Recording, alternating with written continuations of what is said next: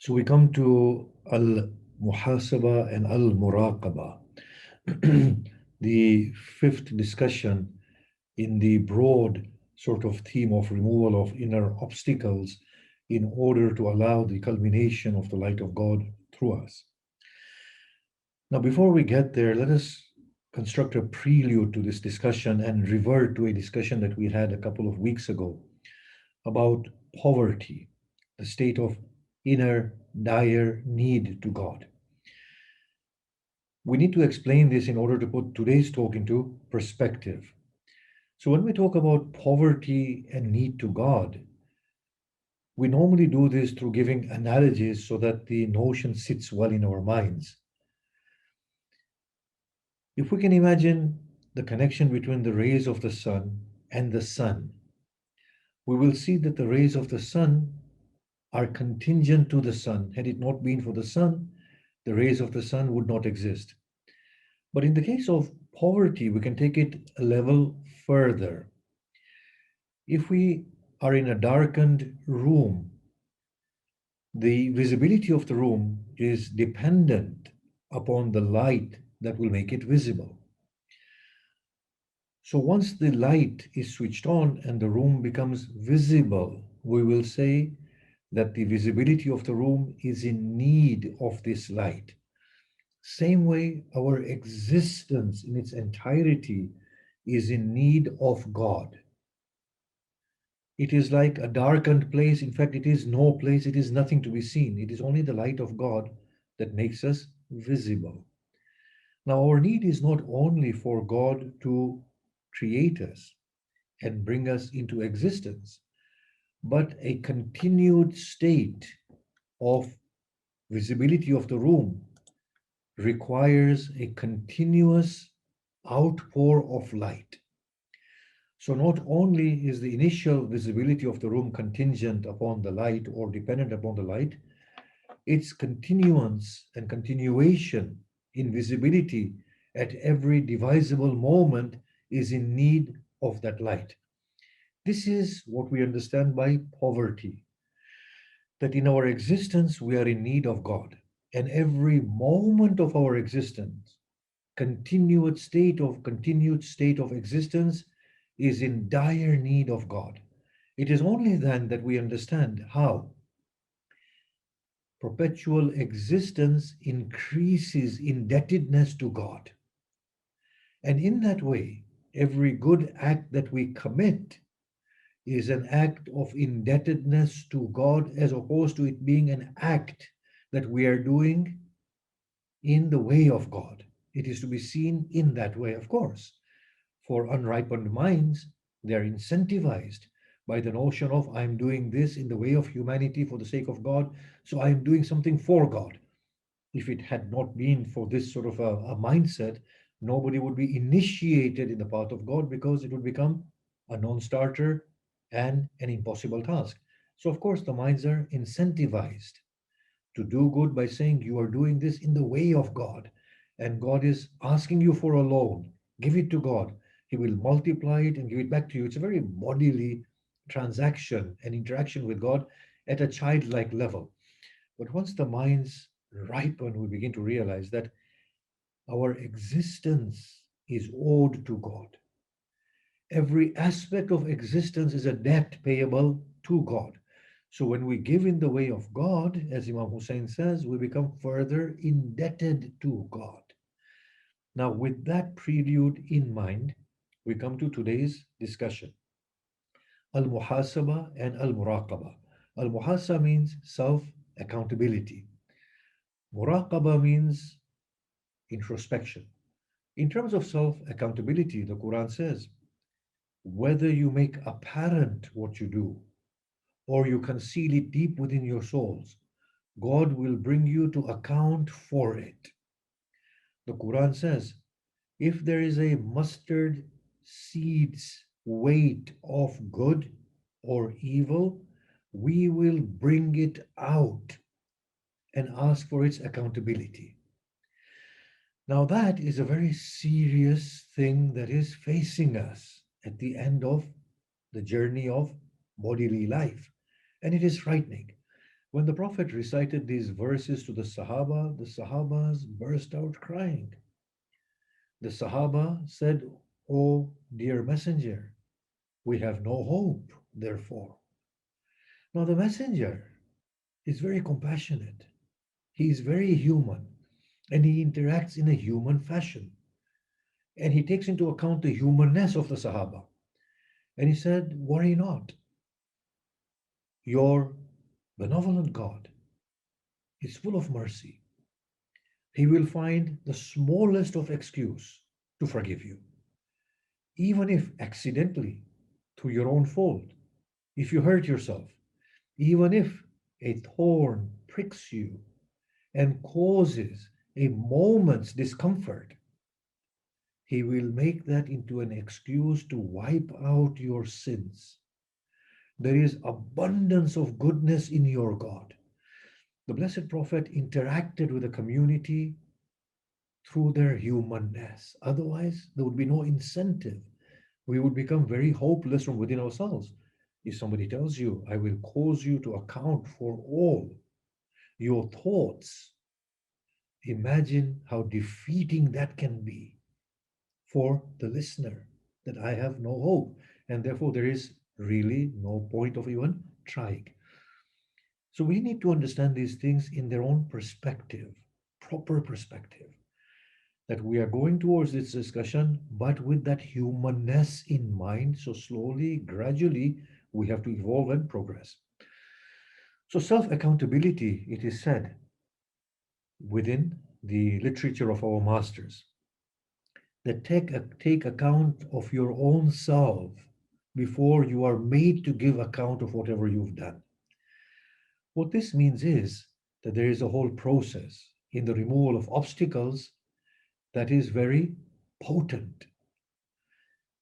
This might be very similar to last week's discussion of self disciplining, but there is a huge difference between the two. Whereas in self disciplining, it was imposition upon the body and the mind of an authority that I will discipline myself, regulated prayers, for example, doing good, avoiding evil, so on and so forth. In accountability, it's more of an involved process. It's more of mentoring and coaching the self. So, whereas in disciplining, we are taking hold of the child and we are disciplining the child through good habits. In self accountability, the soul is available for interaction with the higher authority, which is our intellect and our mind. So, here we are actually coaching the self as opposed to coercing it. We are here mentoring the self. So, accountability means at the outset to see what we have done throughout the day of good and of evil in a very childlike fashion. So, if at the end of the day we see that the evil that we have done is greater than the good, then that should result in a lot of worry within the soul that a day has gone in which my evils have predominated my good. If the evil and the good are equal, then that should perturb the soul, that the opportunity has been wasted. If, on the other hand, the good outweighs the evil, which is an impossible task, as we will explain, then the soul is to be humbled. And we need to thank Allah for the good that has come. Now, here is the danger. When we feel that the good predominates the evil, it can therefore ignite, the good has predominated the evil, it can therefore ignite the ego and make us conceited that I have done good. And this, therefore, is the creation of the great Iblis, who says to Allah, "But I am better than he is."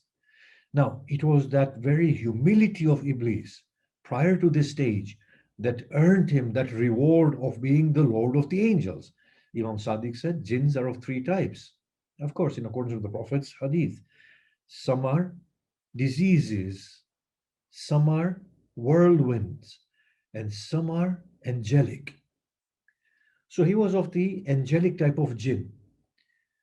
And the Quran acknowledges that he commanded the angels and Iblis was amongst the jinn. So these are the angelic jinns. So it was his very humility and devotion that earned him that rank of being the supreme angel. Yet the amount of good deeds that he had performed ignited that arrogance within him. And the very devotion that was supposed to make him godly makes him demonic.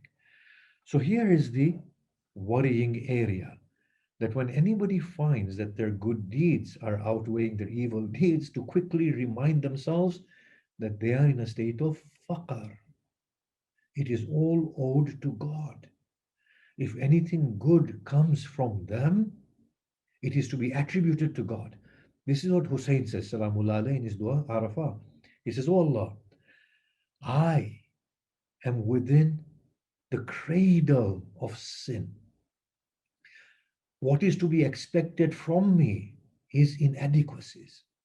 Therefore, O God, I'm paraphrasing Hussein Salamullah alayhi, whatever good that comes from me, and if it is seen as good by you, then that is through your favor and through your agency. It is not attributable to me. So, this is what we have to remind ourselves, that if good predominates the evil, then it is to be immediately attributed to God. Or, as the prophetic attitude teaches us, to say to Allah, Allah, even if I have a little bit of good, what is it in comparison to your bounties? You gave me the tongue, the throat, the eyes, the ears, the limbs, the nose, the air, the water, the family, the friends, and more than everything else, you gave me the good sense of doing good. O Lord, how can any act of my good outweigh your favors that enable that good in the first instance? And O Allah, had it not been for the good sense that you gave me, I would not have been good in the first instance. So, O Lord, the more good I see from myself, if I see any, that makes me more indebted to you. So either we take the approach that Imam Hussein is giving here or the Prophet, it needs to be taken to humble ourselves. Now, what about the practical value of self accountability? There was a person who had this habit of swearing and using abusive language, and he became tired of himself. So he went to one of the spiritual masters, and the spiritual master said, Look, why don't you draw a line every time you utter a word of profanity? At night, see how much you have done. So he sets about and he does that. And at night, he finds a whole paper covered with uncountable number of lines. And he said, Oh my God, is this how much I am swearing in my daily conversation? He did that the next day and he found a substantial amount of reduction. Why? Because he became mindful of the language that he was using. Similarly, there was a woman, and I'm giving these mundane examples because they relate to us in our humanness. She was tired of her constant gossiping. So she tried this out. And at the end of the day, she saw how much time she had wasted in gossiping and maybe backbiting. The next day and day after, she saw reduction. So self accountability is that we take practical steps in coaching ourselves in how to amend or how to mend things and make reparation for the things that we find are less than worthy. Now, the way to do this is not only to say, okay, did I do my prayers on time? Did I give in charity? Did I reach out to people who needed me? All of these things are to be done. Did I make those phone calls today that I was supposed to make to those people who need to hear from me or who in whose life it would make a difference for me to call them? That's the first thing to do. Did I do my prayers on time? Did I sleep on time? When I ate, did I remember Allah?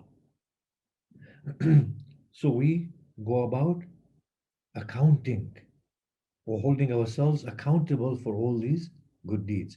Now, once we do this, obviously, I'm not going on to the other things that we might be doing. Did I swear and did I curse and did I watch television excessively? All that is to be done as well. I'm talking about the good that we do. Once we find that, yes, the goods are increasing, then we ask the second question. But in relation to the opportunities God has given me, did I avail myself of this opportunity to an equal level? He gave me 2 hours at this point. Did I avail myself because I wasn't relaxing? I did not need that relaxation. Did I waste that opportunity or did I make good of that opportunity? Because that opportunity is going to be brought out on the day of Qiyamah and we are going to be asked, well, that was 2 whole hours of life in which you are indebted to the light of the sun, the gravity of the earth, the air of the atmosphere that you breathe, and so on and so forth. It was an opportunity, an expensive opportunity. Did you avail yourself of that? So we have to make that accountability equation. Did I do well in that opportunity? Once we see that, okay, we are making good of the opportunity, then we have to ask a third question. Is the quality of the good that is coming a befitting quality? Or can the quality be increased? Maybe the quantity can be reduced slightly and the quality can be enhanced.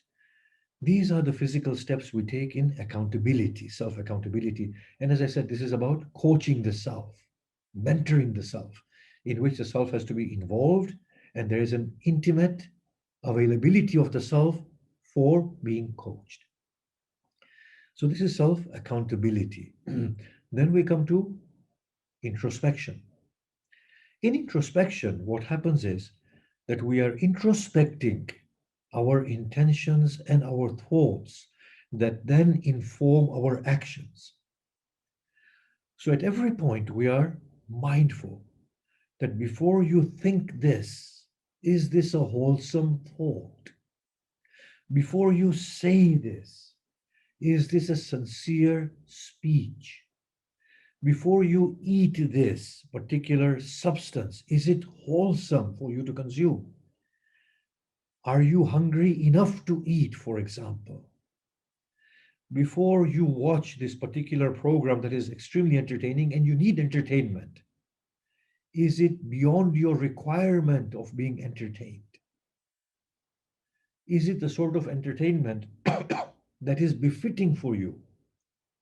Would you be able to stand before your Lord and proudly say, I spent this time doing this? Of course, that does not mean we lose our humanness. That is a given. We will always have our humanness with us. We will always fall into that state of forgetfulness, heedlessness, in which we will do things that afterwards we probably would not do in a mindful state. And this is a favor of God that He makes us forget. He switches that receptor off. We are not supposed to be so receptive at all points. And that is why God, from time to time, switches off the receptors so that we are allowed our humanness, our entertainment, our flows. That's how we're supposed to be. But with the progression of age and the maturing of the soul, these moments naturally lessen until we come to a point when we are ready to die and go to God and we are happy with God. We say, oh Allah, honestly, nothing gives me more pleasure than to be in your presence. I've done my time. I've enjoyed my life. Thank you for the opportunity. I've enjoyed it so fully. I'm satisfied. Now, nothing gives me enjoyment than to be in your presence. And in fact, I have become a burdensome soul upon the souls of this earth. I've become a boring company and I've lost my zeal for life now. Now take me to you. But that's at the end of our lives when the souls deepen, they mature, they become wholesome, and that is then the time to go away and embark on the next stage of life. I will finish there. Wassalamu alaikum wa rahmatullahi wa barakatuh.